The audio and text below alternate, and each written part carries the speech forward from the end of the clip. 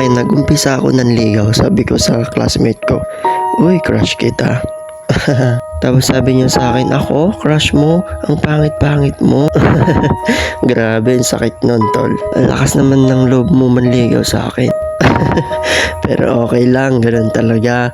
Doon ako nag-umpisa upang baguhin ang sarili ko hanggang sa dumating sa punto na nauso ang social media. Nag-chat siya sa akin, "Hello, kamusta ka na?"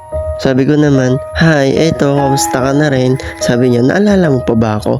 "Oo, ikaw yung balak ko sanang niligawan noon."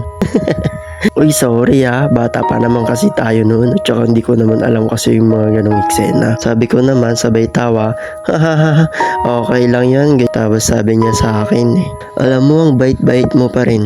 Tapos sabi ko, "Oo, kailangan talaga kasi yun kahit na meron ng pagbabago sa itsura natin at sa talambuhay natin, pero yung pag-uugali ko ay ganun pa rin."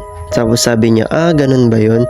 Okay lang ba yayain kita lumabas?" Tapos sabi ko, "Sorry, wala akong time."